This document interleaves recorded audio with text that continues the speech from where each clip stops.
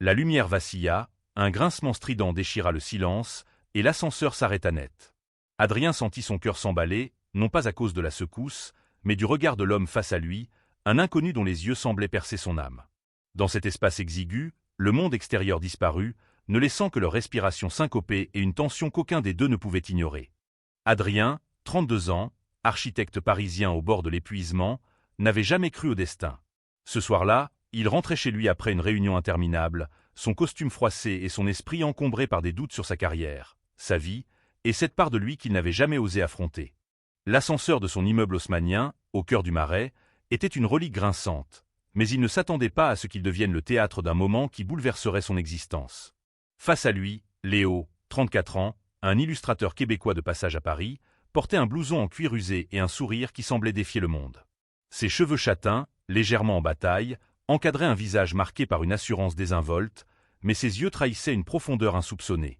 Il était venu à Paris pour un festival d'art, mais ce qu'il cherchait vraiment, il ne l'avait pas encore nommé. « On dirait qu'on est coincé », lança Léo, sa voix teintée d'un accent chantant qui fit frissonner Adrien malgré lui. Il y avait dans son ton une légèreté qui contrastait avec la lourdeur de l'instant, comme s'il s'amusait de cette situation improbable. Adrien, mal à l'aise, ajusta nerveusement sa cravate. « Oui, on dirait, » murmura-t-il, évitant le regard de Léo. Mais l'espace était trop petit, l'air trop chargé. Chaque mouvement, chaque souffle semblait amplifier la présence de l'autre. Léo s'adossa à la paroi métallique, croisant les bras. « Moi, c'est Léo. Et toi ?» Sa question était simple, mais son regard, intense, semblait chercher bien plus qu'un prénom. « Adrien », répondit-il, la gorge sèche. Il voulut ajouter quelque chose, n'importe quoi pour combler le silence, mais les mots lui manquaient. Pourquoi cet inconnu le mettait-il si mal à l'aise? Ou plutôt, pourquoi son cœur battait-il si fort? Les minutes s'étirèrent, l'ascenseur immobile. Adrien appuya frénétiquement sur le bouton d'alarme, mais rien. Léo, lui, semblait presque s'amuser de la situation. « T'as déjà été coincé comme ça ?» demanda-t-il, un sourire en coin. « Non, jamais », répondit Adrien, un peu trop vite. Il sentit une chaleur monter à ses joues. Léo le regardait avec une curiosité qui le désarmait, comme s'il voyait à travers ses défenses soigneusement construites. Léo haussa les épaules. « Moi, une fois, à Montréal. Mais j'étais seul. Là, c'est différent. » Il laissa sa phrase en suspens, son regard glissant sur Adrien avec une audace qui fit vaciller ce dernier. Adrien détourna les yeux, fixant le sol. Il n'était pas prêt pour ça.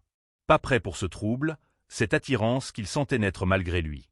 Depuis des années, il vivait dans une routine confortable, évitant les questions qui le hantaient. Il avait une carrière respectable, un appartement impeccable, une vie qu'il avait soigneusement polie pour ne jamais avoir à regarder en lui-même. Mais là, dans cet ascenseur, face à cet inconnu, il se sentait nu. « T'es pas très bavard, hein ?» lança Léo, brisant le silence. « Pourtant, t'as l'air d'avoir des trucs à dire. » Adrien releva les yeux, surpris. « Qu'est-ce que tu veux dire ?» Léo haussa un sourcil. « Juste une intuition. T'as l'air de quelqu'un qui porte un poids. » Les mots frappèrent Adrien comme une gifle. Il voulut répliquer, nier, mais quelque chose dans le regard de Léo l'en empêcha. Il y avait une sincérité désarmante dans ses yeux, une invitation à baisser la garde, ne serait-ce qu'un instant. Le silence retomba, plus lourd encore. Puis, un bruit métallique résonna, et l'ascenseur trembla légèrement. Adrien sursauta, son épaule frôlant celle de Léo. Ce contact, si bref soit-il, envoya une décharge électrique à travers son corps. « Désolé », marmonna-t-il, reculant autant que l'espace le permettait. Léo sourit, un sourire doux, presque tendre. « Pas de souci. On est un peu serré, non ?» Adrien ne répondit pas, mais son cœur battait à tout rompre. Il se sentait à la fois piégé et étrangement vivant, comme si cet ascenseur, ce moment, était une parenthèse hors du temps. Léo s'accroupit, fouillant dans son sac à dos. « Puisqu'on est là pour un moment, autant rendre ça intéressant, » dit-il en sortant un carnet de croquis et un crayon. « Tu veux voir ce que je fais ?» Adrien, intrigué malgré lui, hocha la tête. Léo ouvrit le carnet, révélant des dessins d'une finesse incroyable. Des visages, des rues, des instants capturés avec une sensibilité qui serra le cœur d'Adrien. « C'est magnifique », murmura-t-il, sincère. « Merci », répondit Léo, son sourire s'élargissant. « J'essaie de capturer ce qui compte. Les émotions, les gens, les moments qu'on n'oublie pas. » Adrien sentit une boule se former dans sa gorge. Il y avait quelque chose dans la voix de Léo, dans sa façon de parler, qui touchait une corde sensible en lui. Il voulut dire quelque chose, mais les mots restaient coincés, comme toujours. Léo referma son carnet et le regarda droit dans les yeux. « Et toi, Adrien, qu'est-ce qui te fait vibrer ?» La question, simple en apparence, était un défi. Adrien sentit son monde vaciller. Personne ne lui avait jamais demandé ça, pas avec une telle intensité. Il ouvrit la bouche, mais avant qu'il puisse répondre, l'ascenseur trembla à nouveau, et la lumière s'éteignit complètement, les plongeant dans l'obscurité. L'obscurité enveloppa l'ascenseur comme un manteau épais, étouffant. Adrien sentit son souffle se coincer dans sa poitrine, l'absence de lumière amplifiant chaque sensation. Le frottement de sa veste contre la paroi, le léger parfum de cuir et de bois qui émanait de Léo, et ce silence, seulement brisé par leur respiration. « Ça va » demanda Léo, sa voix étrangement calme dans le noir. « Oui » mentit Adrien, son cœur battant à tout rompre. Il n'aimait pas l'obscurité, pas plus qu'il n'aimait cette proximité inattendue avec un inconnu qui semblait lire en lui comme dans un livre ouvert. Il tendit la main vers son téléphone, cherchant à activer la lampe torche, mais ses doigts tremblaient. Un léger rire échappa à Léo. « T'es pas fan du noir, hein ?» Il y avait une pointe de taquinerie dans sa voix, mais aussi une douceur qui apaisa étrangement Adrien. « Attends, j'ai un truc. » Un froissement se fit entendre, puis une faible lueur jaillit. Léo avait allumé une petite lampe de poche attachée à son trousseau de clés, projetant une lumière douce sur leur visage. Adrien cligna des yeux, ébloui non pas par la lumière, mais par le regard de Léo, qui semblait encore plus intense dans cette pénombre. « Merci, » murmura-t-il, gêné de se sentir si vulnérable. « Pas de quoi », répondit Léo, s'asseyant en tailleur sur le sol de l'ascenseur, comme si être coincé était une aventure banale. « Bon, on dirait qu'on va rester là un moment. Autant faire connaissance, non ?» Adrien hésita, puis s'assit à son tour, à contre-cœur. L'idée de parler de lui-même le terrifiait, mais il n'avait nulle part où fuir. « D'accord, qu'est-ce que tu veux savoir ?» Léo pencha la tête, un sourire malicieux aux lèvres. « Tout. Mais commençons par un truc simple. Pourquoi t'as l'air si tendu? T'es pas juste stressé par l'ascenseur, si ?» Adrien sentit une vague de chaleur monter à ses joues. Il n'était pas prêt à répondre à ça, pas prêt à dévoiler les fissures de sa vie bien rangée. « C'est juste une longue journée, » éluda-t-il, fixant un point invisible sur le sol. Léo hocha la tête, mais son regard disait qu'il n'était pas dupe. « Ok, je vais commencer alors. Moi, je viens de Montréal. Je suis ici pour un festival d'art, mais en vrai, je suis juste un gars qui aime dessiner et observer les gens. Paris, c'est intense. Les rues, les visages, tout raconte une histoire. » Adrien l'écoutait, captivé malgré lui. Il y avait une liberté dans la voix de Léo, une façon de parler qui donnait envie de tout lâcher, de vivre sans filtre. « Et toi, Adrien? T'es d'ici, non ?»« Oui, né à Paris, » répondit-il, un peu plus détendu. « Je suis architecte. Je travaille sur des projets de restauration, des vieux bâtiments, des trucs comme ça. » Léo siffla doucement. « Classe. Tu redonnes vie à des vieilles pierres. C'est un peu comme dessiner, non? Tu crées quelque chose qui dure. » Adrien esquissa un sourire, touché par la comparaison. « Peut-être, mais c'est plus technique que créatif, crois-moi. » Léo secoua la tête. « Je parie que t'es plus créatif que tu le penses. » Il marqua une pause, puis ajouta, plus sérieux, « T'as l'air de quelqu'un qui se retient, Adrien. Comme si t'avais peur de laisser sortir ce qu'il y a vraiment en toi. » Les mots frappèrent Adrien de plein fouet. Il voulut protester, mais quelque chose dans l'honnêteté brute de Léo le désarma. Il détourna les yeux, sentant une vieille blessure se rouvrir. Depuis combien de temps vivait-il en évitant cette vérité? Depuis l'adolescence, quand il avait compris qu'il n'était pas comme les autres, qu'il ressentait des choses qu'il ne pouvait pas nommer? « Tu parles comme si tu me connaissais », murmura-t-il, la voix tremblante. Léo haussa les épaules, mais son regard était doux. « Peut-être que je vois juste ce que tu caches. J'ai un don pour ça. » Adrien sentit son cœur s'emballer à nouveau. Il y avait quelque chose de magnétique chez Léo, une énergie qui l'attirait et le terrifiait à la fois. Il voulait parler, se confier, mais les mots restaient bloqués, prisonniers d'années de silence. Un bruit métallique interrompit ses pensées.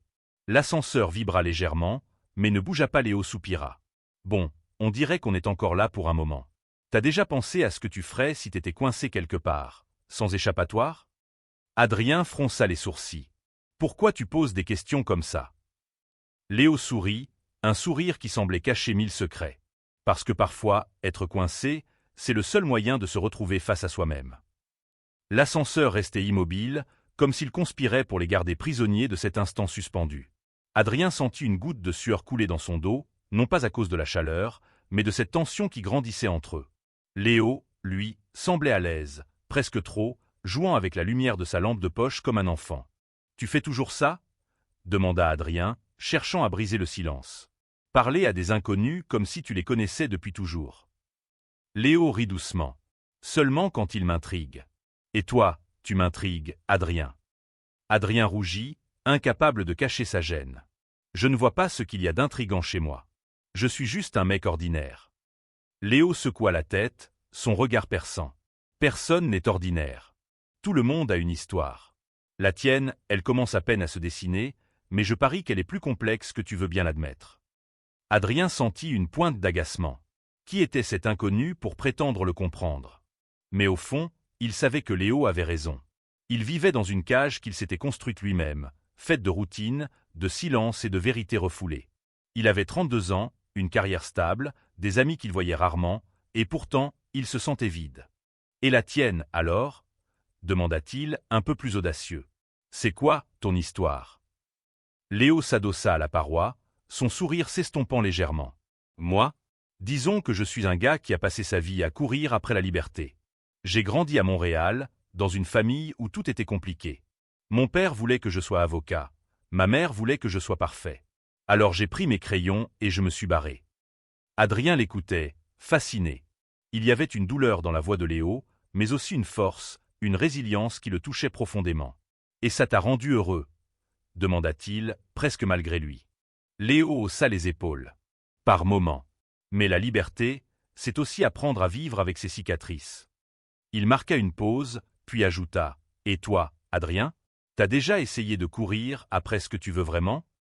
La question le frappa comme un coup de poing. Adrien ouvrit la bouche, mais aucun son n'en sortit.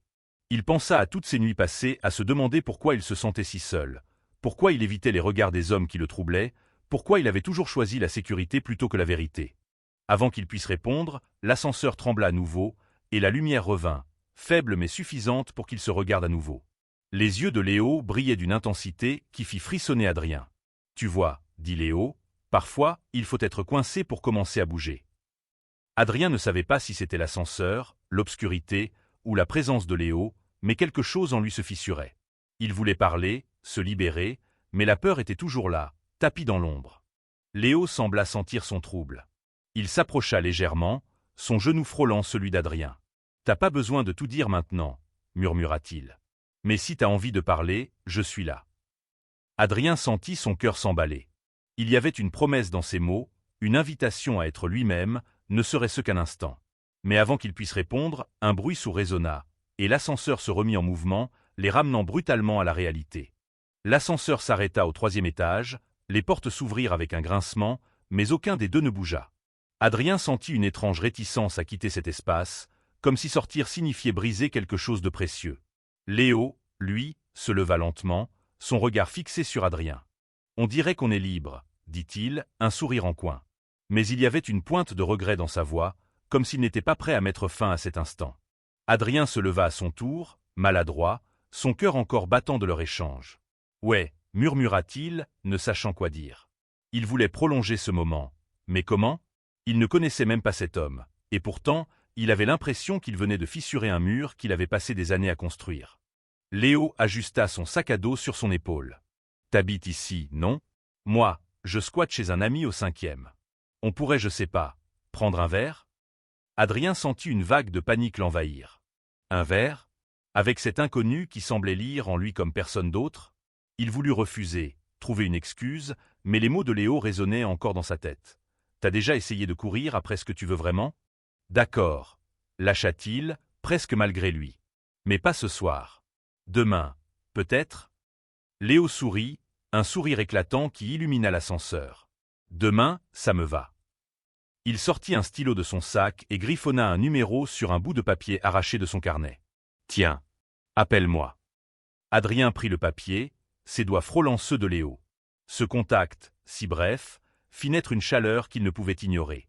Il hocha la tête, incapable de parler, et regarda Léo sortir de l'ascenseur, son blouson en cuir disparaissant dans le couloir.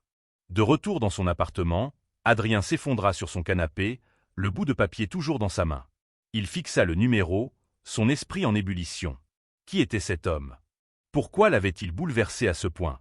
Et surtout, pourquoi avait-il l'impression que ce moment dans l'ascenseur n'était que le début de quelque chose de plus grand? Le lendemain, il se surprit à vérifier son téléphone toutes les 5 minutes, hésitant à appeler Léo. Il n'avait jamais fait ça, jamais pris le risque de s'ouvrir à quelqu'un, encore moins à un homme. Mais il y avait quelque chose dans l'assurance de Léo, dans sa façon de le regarder sans jugement, qui le poussait à sortir de sa coquille. Finalement, il envoya un message, simple mais audacieux pour lui. « Salut, c'est Adrien. Un verre ce soir. Ça te dit ?» La réponse arriva presque immédiatement. Carrément. 20h, au café près de la place des Vosges. Adrien passa le reste de la journée dans un état second, partagé entre l'excitation et la peur.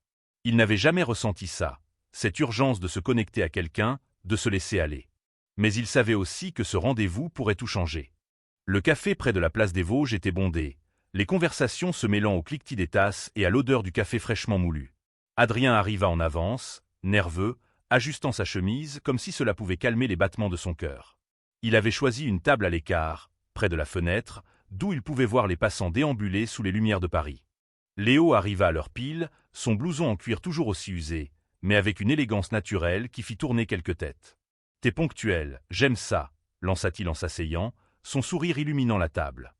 Adrien esquissa un sourire timide. « J'aime pas faire attendre. » Ils commandèrent des verres de vin rouge, et la conversation s'engagea, d'abord hésitante, puis fluide. Léo parlait avec passion de ses dessins, de Montréal, des voyages qu'il avait marqués.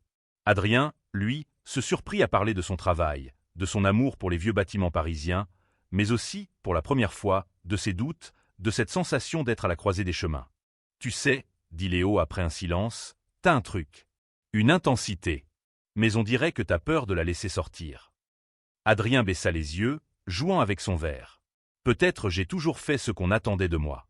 Mes parents, mon boulot, la société, j'ai jamais vraiment pris le temps de me demander ce que moi, je voulais. » Léo se pencha légèrement, son regard sérieux. « Et maintenant, t'as envie de le découvrir ?» Adrien sentit son cœur s'emballer. Il y avait une invitation dans les mots de Léo, une porte ouverte vers un inconnu qu'il avait toujours évité. « Je crois que oui, » murmura-t-il, sa voix tremblante mais sincère. Léo sourit, un sourire doux qui contrastait avec son assurance habituelle. « Alors on va y aller doucement. Pas besoin de tout comprendre tout de suite. » Ils passèrent la soirée à parler, à rire, à partager des morceaux de leur vie. Adrien se sentait plus léger, comme si chaque mot échangé avec Léo le libérait d'un poids qu'il portait depuis trop longtemps. Quand ils quittèrent le café, la nuit parisienne était douce, les rues éclairées par des lampadaires dorés. « On se revoit ?» demanda Léo, s'arrêtant devant l'immeuble d'Adrien. « Oui », répondit Adrien sans hésiter, son cœur battant à l'idée de ce qui pourrait suivre. Les jours suivants, Adrien et Léo se revirent, d'abord pour des cafés, puis pour des balades dans Paris. Chaque rencontre semblait renforcer ce lien fragile mais puissant qui s'était formé dans l'ascenseur. Adrien se surprenait à attendre ces moments avec une impatience qu'il n'avait jamais connue. Un soir, Léo l'emmena dans un petit atelier d'art du Marais, où des artistes locaux exposaient leurs œuvres. Léo présenta Adrien à ses amis, un groupe éclectique d'artistes et de rêveurs qui l'accueillirent avec chaleur. Pour la première fois, Adrien se sentit à sa place, libre d'être lui-même sans crainte de jugement. Mais cette liberté nouvelle réveillait aussi ses peurs. Une nuit, seul dans son appartement, il fut submergé par une vague de panique. Et s'il se trompait? Et s'il n'était pas prêt à assumer qui il était vraiment? Il pensa à ses parents, à leurs attentes, à cette vie qu'il avait construite pour leur plaire. Léo, avec son assurance et sa liberté, représentait tout ce qu'il avait toujours voulu être, mais aussi tout ce qui l'effrayait. Le lendemain, il retrouva Léo dans un parc près de la Seine. Léo, sentant son trouble, s'assit à côté de lui sur un banc. « Qu'est-ce qui se passe, Adrien? T'as l'air ailleurs. » Adrien hésita, puis les mots jaillirent, maladroits mais sincères. « Je crois que j'ai peur. De ce que je ressens. De ce que ça veut dire. J'ai passé ma vie à éviter ça, et maintenant je sais pas comment faire. » Léo l'écouta sans l'interrompre, son regard doux mais ferme. Quand Adrien eut fini, il posa une main sur son épaule. « T'as pas besoin d'avoir toutes les réponses maintenant. Mais t'as le droit d'être toi, Adrien. Peu importe ce que les autres pensent. » Ces mots, simples mais puissants, touchèrent Adrien au plus profond de lui. Pour la première fois, il se sentit vu, compris, accepté. Sans réfléchir, Il se pencha et embrassa Léo, un baiser timide mais chargé d'émotion. Léo répondit avec une douceur infinie, comme s'il savait que ce moment était un tournant. Les semaines qui suivirent furent un tourbillon d'émotions. Adrien et Léo passaient presque tout leur temps libre ensemble, explorant Paris, partageant des rires et des silences complices. Adrien découvrait une part de lui qu'il avait toujours étouffée, une liberté qu'il n'avait jamais osé s'autoriser. Mais il savait aussi que Léo repartirait bientôt pour Montréal, et cette idée lui serrait le cœur. Un soir, alors qu'il dînait dans un petit bistrot, Léo aborda le sujet. « Mon visa expire dans 2 semaines, dit-il, son ton plus sérieux qu'à l'accoutumée. Je dois rentrer. Mais je veux pas que ça s'arrête, Adrien. » Adrien sentit une boule se former dans sa gorge. « Moi non plus, murmura-t-il. » Mais il savait que leur relation, aussi belle soit-elle, était fragile. Il n'était pas encore prêt à tout quitter, à assumer pleinement qui il était. Et Léo, avec sa vie libre et nomade, méritait quelqu'un qui n'avait pas peur. « Tu pourrais venir avec moi, » suggéra Léo, à moitié sérieux. « Montréal, c'est pas si loin. » Adrien rit, mais son rire était teinté de tristesse. « J'aimerais, mais j'ai ma vie ici. Mon boulot, ma famille. » Léo hocha la tête, compréhensif mais blessé. « Je comprends. Mais promets-moi une chose, ne te cache plus. T'es trop bien pour ça. » Adrien sentit les larmes monter. Il voulait promettre, mais les mots restaient coincés.